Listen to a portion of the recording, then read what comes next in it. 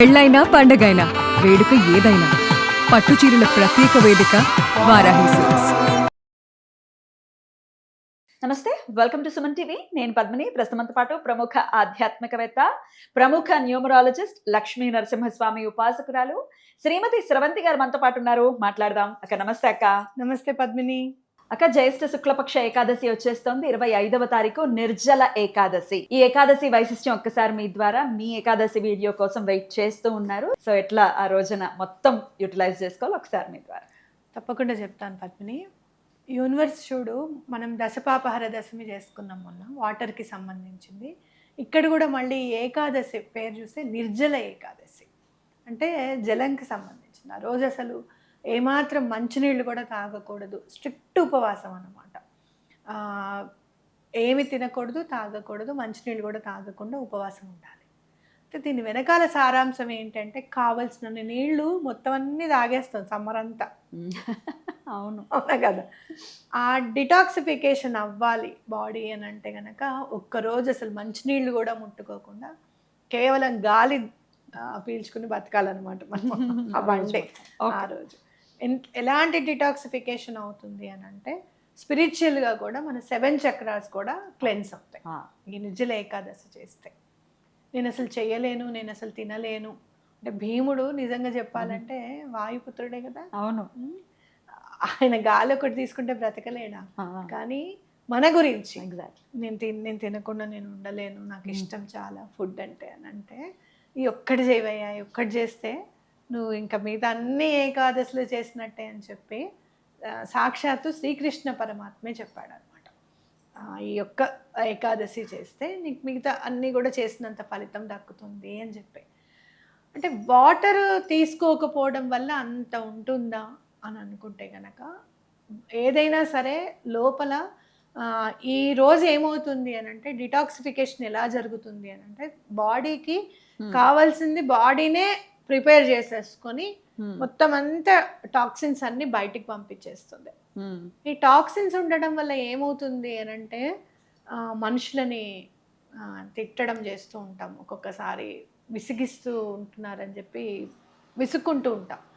అంటే వేరే ప్రాబ్లమ్స్ అన్నీ కూడా ఇంట్లో వాళ్ళ మీద కూడా చూపిస్తుంటాం.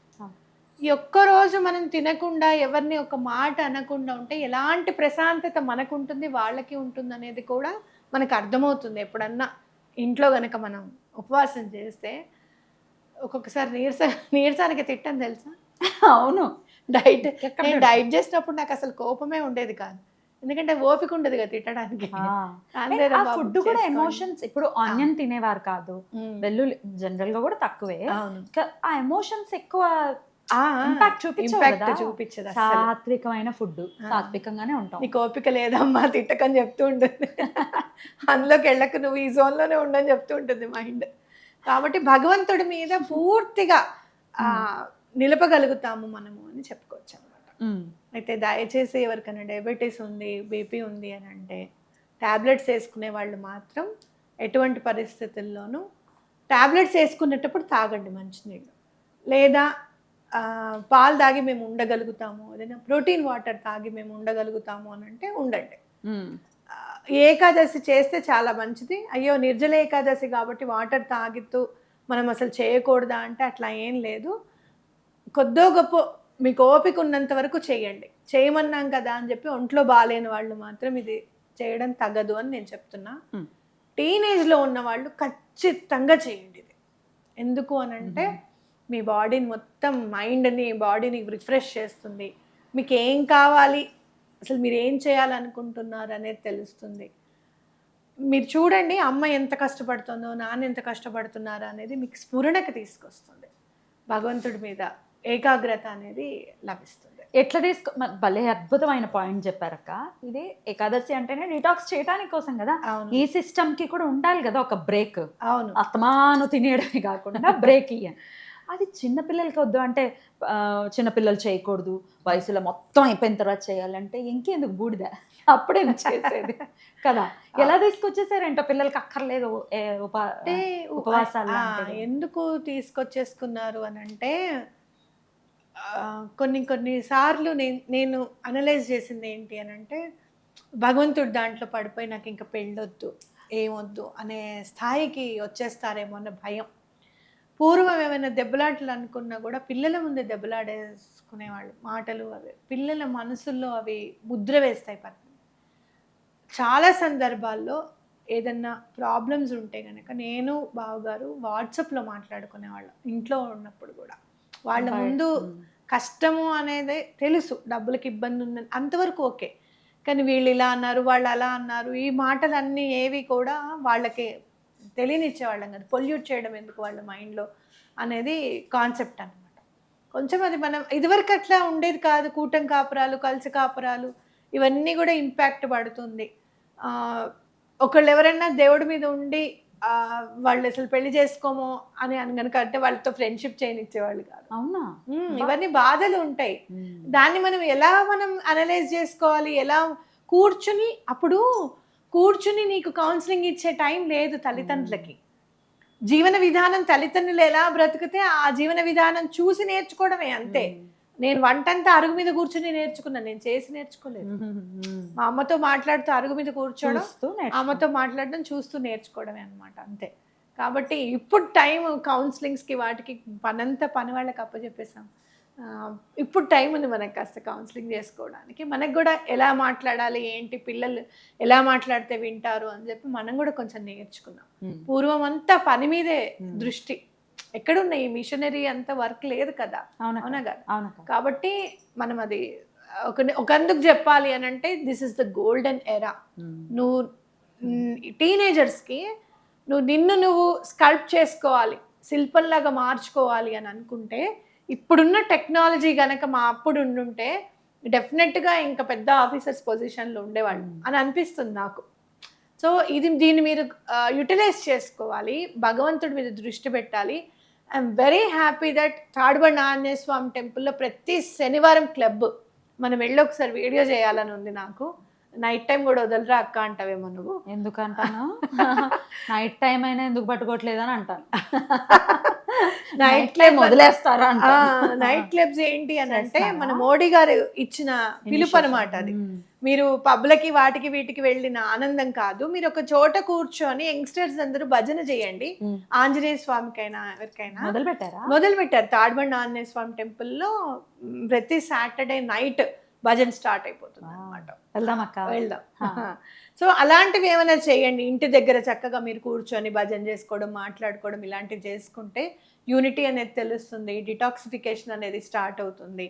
మంచి నడవడిక రావాలి అనేది, ఇప్పుడు చదువు ఎలా అయినా చదువుకుంటాడు, ఎలా అయినా సంపాదించుకుంటాడు. మేము సంపాదించింది వాడు ఖర్చు పెట్టుకోకుండా ఉంటే చాలు, వాడు బాగుంటే చాలు, వాడికి మన చెడు అలవాట్లు అవ్వకుండా ఉంటే చాలు మా పిల్లలకి అని అనుకుంటున్నారు తల్లిదండ్రులు. వాడు అని అంటే అక్కడ అమ్మాయి కూడా వస్తుంది, అంటే యూనిసెక్స్గా మాట్లాడుతున్నాను నేను. ఇలాంటివి అంటే మంచిని మీరు పెంపొందించుకోవడానికి ఇలాంటి తిథులు బాగా పనికొస్తాయి. తల్లిదండ్రులు కూడా ఎంకరేజ్ చేయండి చక్కగా పిల్లల్ని. సో ఆ రోజు ఖచ్చితంగా ఉపవాసం ఉన్న వాళ్ళు ఉండాలి, వితౌట్ వాటర్ కూడా ఉండాలి. అక్క మరుసటి రోజు మరి ఎప్పుడు తినాలి? 8:22 కల్లా తినేయాలి. అంటే సుమారు ఒక 6 లేచి అన్ని స్నానాధికాలు ఇల్లంతా నీట్ అయిపోయి దేవుడి దగ్గర దీపం పెట్టేసుకొని వంట చేసుకుంటూ అటు దండం పెట్టుకుంటూ స్వామివారికి నివేదన చేసి మంచినీళ్ళు కూడా పెట్టండి. మనం ఏదైతే తినకుండా ఉంటామో భగవంతుడు కూడా అలానే మన కోసం ఉంటాడు. మంచినీళ్ళు కూడా తప్పకుండా పెట్టండి. వాటర్కి చాలా ఇంపార్టెన్స్ ఉంది అనేది మనము భగవద్గీతలో చూస్తే కూడా ఫలం పత్రం పుష్పం తోయమని అంటారు చూసావా. వాటర్ ఇచ్చినా చాలు అంటారు స్వామి. ఆ వాటర్తో మీరు పారణ నిర్జల వాటర్ అంతా అసలు తీసుకోకుండా ఉన్నారు కాబట్టి ఫస్ట్ అసలు వాటర్ తీసుకొని ఎవరికైనా వాటర్ని దానం చేయండి. 1 లీటర్ బాటిల్ కొనండి, మీ ఇంట్లో వర్క్ చేసే వాళ్ళకి మంచినీళ్ళు తీసుకెళ్ళమ్మా అని చెప్పండి. దానం అక్కడితో స్టార్ట్ అయిపోతుంది. చాలా బాగుంటుంది ఏకాదశి చేస్తే చెప్పుకోవచ్చు. మొత్తం రోజంతా తినకూడదు అంటే తినకూడదు, నైట్ కూడా తినకూడదు అంతే కదా. తినకూడదు. ఇది చేసినందుకు ఈసారి మనము స్విచ్ వర్డ్ చెప్పుకుందాం. వాటర్కి సంబంధించింది కాబట్టి వరుణ దేవుణ్ణి కనుక పూజిస్తే ఎలాంటి గ్రహ దోషాలైనా అనారోగ్యాలన్నీ కూడా క్లియర్ అయిపోతాయి అని చెప్పి ఉంది మనకి. కాబట్టి వరుణ్ దేవ్ అని అనుకోండి. ఇంకొకటి చెప్తాను, డివైన్ క్లియర్ వమ్ డన్. వమ్ అనే బీజాక్షరం వరుణ దేవుడికి సంబంధించింది. మీరు ఎలా చేయాలి అంటే యూనివర్స్కి మీరు ఎలా ప్రే చేయాలి అని అంటే ఈసారి వర్షాలు ఎన్ని సెంటీమీటర్లలో పడితే మనకి మంచి జరుగుతుందో అన్ని సెంటీమీటర్లలో వర్షం పడి సుభిక్షంగా పంటలు పండాలి అని చెప్పి దండం పెట్టుకోండి. ఓకేనా? రైట్. ఈ ఒక్కొక్కసారి ఈ సెంటీమీటర్లు చూస్తే భయం వేస్తుంది. అధిక వర్షపాతం అని 4 సెంటీమీటర్స్ ఉంటే అధిక వర్షపాతము అని చెప్పి నమోదయ్యేది మా అప్పుడు. ఇప్పుడు 18 సెంటీమీటర్లు 22 సెంటీమీటర్లు ఇదేం వర్షం పెరుగుతూనే పోయింది.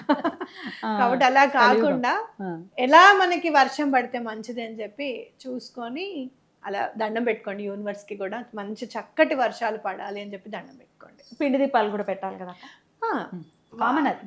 తప్పకుండా పిండి దీపాలు 11 పెట్టండి. చక్కగా ఒకటి పెద్దదిగా పెట్టుకొని కింద 11 పెట్టడం అనేది చేయండి. కొంతమంది అడుగుతున్నారు అక్క, ఆ రోజు మాకు 4వ రోజు అవుతుంది, స్నానం నాడు చేయొచ్చా, ఉపవాసం ఉండొచ్చా? పనికిరాదా? తప్పు, పనికిరాదు. దీని గురించి మళ్ళీ ఎందుకు తప్పు అనేది దీని గురించి నేను తప్పకుండా ఎక్స్ప్లెయిన్ చేస్తాను. ఇప్పుడైతే చేయొద్దు, చేయకూడదు. సూతకంలో ఉన్న వాళ్ళు ఏకాదశులు ఫాలో చేయొచ్చా? చెయ్యరు, చెయ్యొద్దు. విష్ణుమూర్తికి సంబంధించింది కాబట్టి చెయ్యరు. డన్. బ్యూటిఫుల్గా ఎక్స్ప్లెయిన్ చేశారు. ఖచ్చితంగా ఈ ఏకాదశిని మన వాళ్ళందరూ చక్కగా చేసుకోవాలని మనస్ఫూర్తిగా కోరుకుంటూ ఈ స్విచ్ వర్డ్ ఎన్నిసార్లు చదవాలి?